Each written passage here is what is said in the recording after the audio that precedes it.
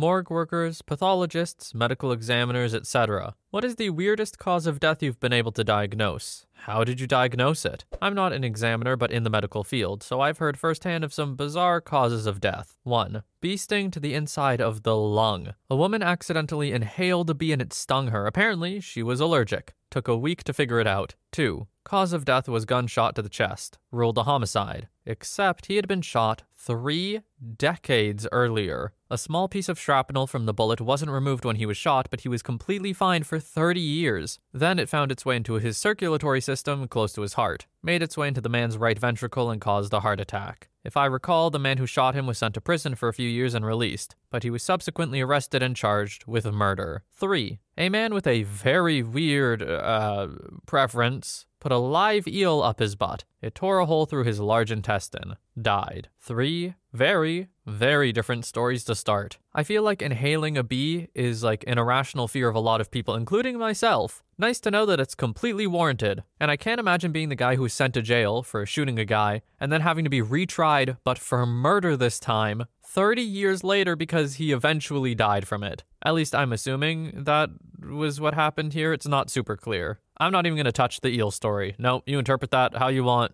Do whatever you want with that in your heads. I don't like how that sounded either. Moving on. Story 2. Did an internship at the office of the chief medical examiner. Guy unalived himself in a river by wearing a backpack of rocks. Was found soon after, and didn't have much bloating, etc. due to the submersion. Upon examination, he had a lung infection where his right lung had disintegrated into green liquid. We removed 1.5 liters of this fluid from his chest cavity. His left lung was fine. It was determined after looking at his medical records that he had been to the doctor's office 5 times before he unalived himself, and that this infection had been going on for almost a year until it got this bad. Numerous doctors had overlooked it. Accounts from those who knew him suspected that he unalived himself to stop the pain. Story 3. I'm a criminal defense attorney. Had a client charged with murder for essentially getting into a shoving match with a guy. No external bruising or scratching. No evidence of trauma anywhere. They opened his head and found a subarachnoid hemorrhage. Turned out he had a ton of booze and blow in the tox report. The coke had constricted the blood vessels and driven the blood pressure up, and the booze had thinned the blood out. When he bumped his head slumping back, that was all it took, and he blew out and was dead in less than a minute.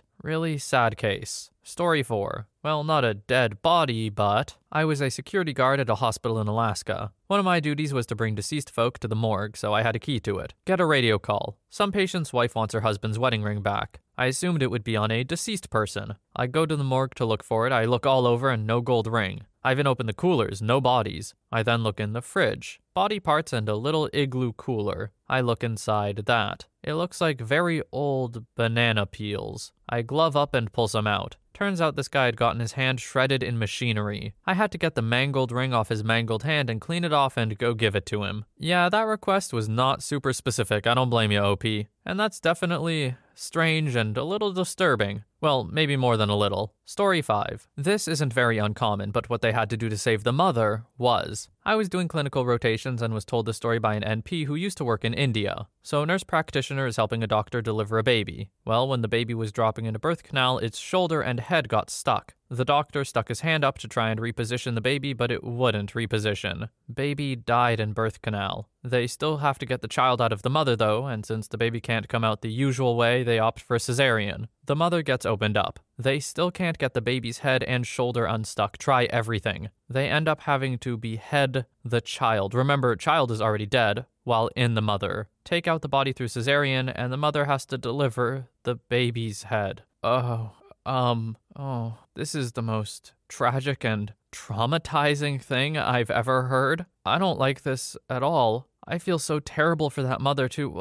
Just incredibly unlucky too. Like, what can you even do about that? Who did anything wrong? That sucks. Story 6. I'm an apprentice funeral director, but we had an autopsy tech come into my school once to do an autopsy demonstration. He was asked this very question, and this was his answer. Male, mid-50s, presented with jaundice and other signs of alcoholism, but supposedly no history of drinking. During preliminary observation, techs noted a red liquid coming from the anal area. Assuming blood, it was tested. Came back as red wine and blood. Turns out the deceased was a closet alcoholic who would give himself enemas with whatever alcohol he had. In this case, red wine. The doctors concluded he pierced part of his colon/rectum with whatever he enemaed himself with and led to a bleed. Story 7. I worked briefly as a morgue assistant a few years back. The job mainly consisted of moving corpses and holding organs while the pathologist did his thing. By far the most WTF-worthy death I saw was a guy who had been working in a factory, getting himself off by rubbing his dong on the underside of the high-speed conveyor belt he was meant to be operating. He got caught and it tore off most of his crotch. Ruled as death by misadventure. He had bled out, torn femoral artery, before the paramedics even made it to the scene. What?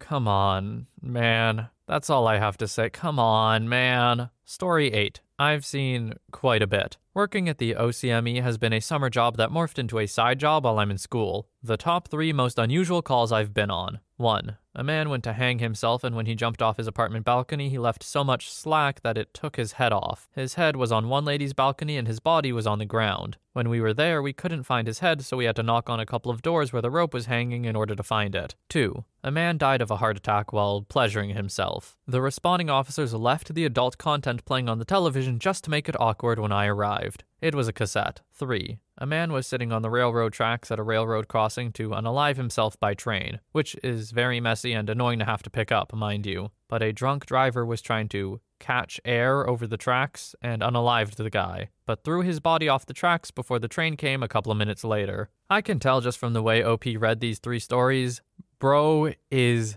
jaded. Like, I feel like most of these things are pretty traumatizing or freaky, but OP was just like, yeah, these were unusual. Story 9. Former biological anthropologist. As an undergrad, I worked for a forensic anthropologist. This is the weirdest case she had that I got to see for myself. It was from the 20s. My boss had inherited a coroner's collection of odd/interesting bones he collected during his tenure in a major city. Back then, coroners could just take whatever they wanted from bodies without telling the families. If the individual was poor/indigent/an immigrant/a minority, they really helped themselves, sometimes taking the whole body. This coroner took a lot of stuff, even re-articulating some of the pieces, reconstructing how they looked when they were attached to the rest of the person. So anyway, she has this collection she inherited, and several of the pieces are designated what she calls death by testosterone poisoning. They did not literally die of testosterone poisoning, but they all died because of stupid, risky, ridiculous actions. Think Jackass, but with no monetary payout. The weirdest one was from early last century. A white man in his 40s who died from sepsis from multiple arm fractures that he got in an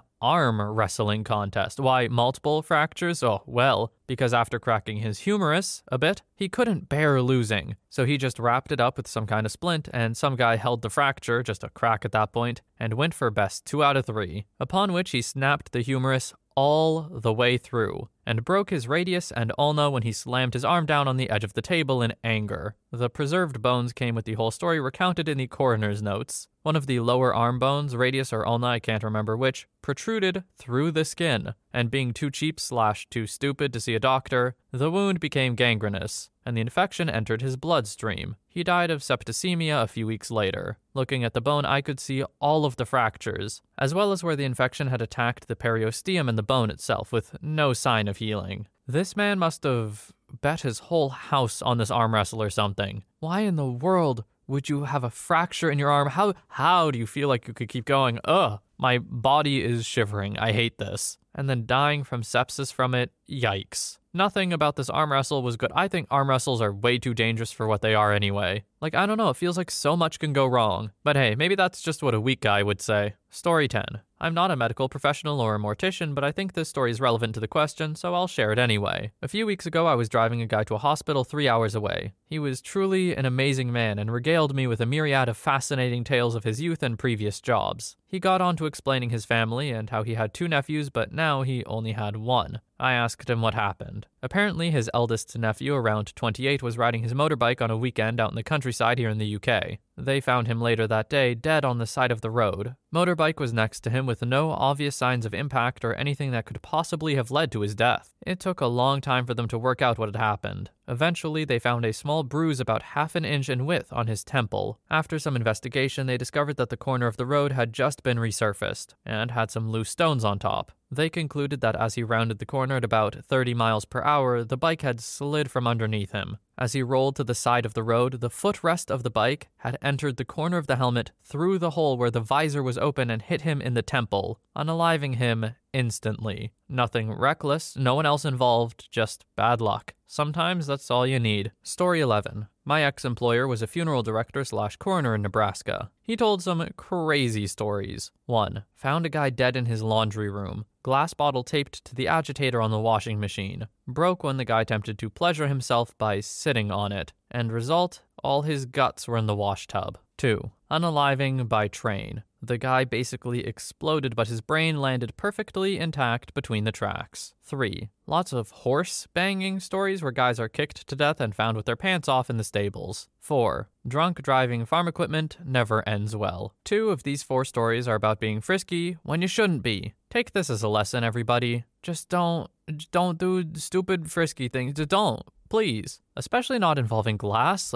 I can't think of a worse way to die. Story 12. Worked at a funeral home for years. First ever house call I took was to pick up a guy who died at home. Heard from his son that he hadn't been to the doctors in 20 years. We take him to the ME and discover he had a hernia on his scrotum, causing it to be the size of a football. Not sure how he lived with that thing, but he was wearing jeans and a jockstrap to keep that thing in. His toenails looked like dragon toenails, as obviously he couldn't bend over to clip them. You know it's screwed up when the ME calls another ME on duty to say, "Hey dude, come check this out." Story 13. I'm not either, but I was talking recently with a friend who was an undertaker at a funeral home for about a decade, sometime in the late 70s or early 80s. This was when they were in charge of collecting bodies directly from the scene. Someone driving on a country road in Oklahoma noticed a car out in the field, and a young girl, 16 or 17, crying and screaming hysterically. Anyway, the car was a T-top Firebird or something similar. There was a headless body in the driver's seat, a head in the back seat, along with another boy who had been split in half at the abdomen. This girl was hysterical, so they couldn't figure out what the hell had taken place here. Turns out the driver had been sticking his head up out of the top of the car while driving, and the other boy almost sitting up out of the open T-top. They lost control and went off the road, through a barbed wire fence. 1 or 2 of the wires went up over the top of the car and cleanly severed the driver's head and the boy passenger in half. He said it took them the better part of an hour to determine what had happened. Then he collected up the pieces and went on with his day. I feel like it's easy to be like, oh, well, they shouldn't have been doing that, drive safely and stuff. But come on, 16, 17, they're just having fun. This is just a horrific, horrific accident. I hope this poor girl got some therapy or something, because, I think she'll need it. Story 14. Weirdest case was a guy who unalived himself. Wasn't hard to figure out, but the weird part was that he and his friends were having some sort of race. Who could unalive themselves first. We realized this kid, 21 I believe, had OD'd on a mix of H, alcohol, and some other stuff. That was his 3rd attempt this week. We saw that our pedestrian versus train from a week before was one of the friends in this pact. Don't unalive yourself by train. It's really messy and we have to walk half a mile of the tracks to make sure we found all of you. Plus, you're forcing the conductor to have to deal with that. But the thing that made me mad was this guy knew he was trying to unalive himself, yet he wore 3 damn pairs of pants. And I was in charge of undressing the body. We couldn't cut the clothes off in case the family wanted them or something. Undressing a body that's already in rigor is hard. He had a pair of jeans and then a pair of Superman pajama pants, and underneath those, a pair of Charlie Brown Christmas boxers. In February. I swear he did it just to piss off a morgue worker that happened to be me. Another weird one was a guy who unalived himself in a vehicle by slamming into the Jersey wall on the highway. Car stopped, his body stopped, his heart kept going. Completely transected and fell into his thoracic cavity. Then the car burst into flames, so we had a super crispy critter that came in. He was in burn position and completely blackened to a charcoal-like state. His brain looked like a hard-boiled egg, and his blood coagulated into blood jello. That was a mess, all because his girlfriend dumped him. Story 15.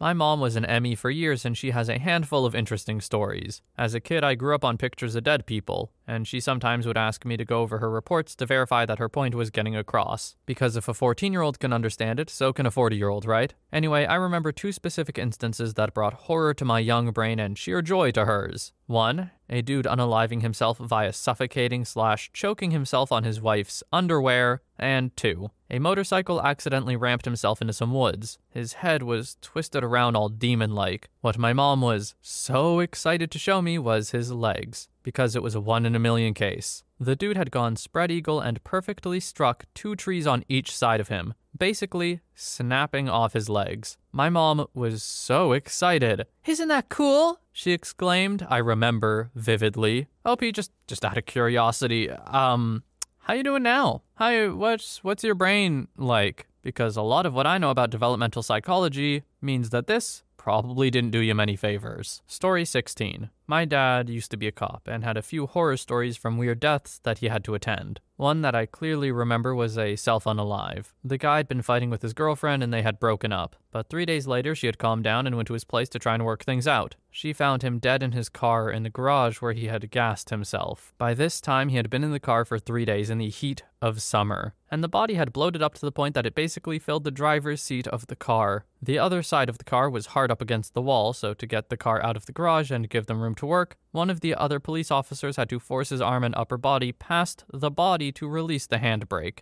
After they rolled the car out, underneath where the car had been was a huge puddle of bodily fluids that had seeped out over the 3 days. Apparently, all the officers had to burn those uniforms afterwards. There surprisingly weren't as many gross ones as I expected, so that's good. And we're stopping here, so there won't be any more either. But, ooh, if this is not a disgusting one to end it on. Also tragic, there was a lot of tragedy in this thread that was just kind of glossed over. But hey, if you work in this kind of field, I guess you're pretty used to it, so it's fair enough. But yeah, this thread has left me feeling kind of weird. But nonetheless, thank you so much for watching. I hope you have a wonderful day or night, wherever you are. And I'm recording this on New Year's, so I hope the New Year's going well for you. I will see you in the next one.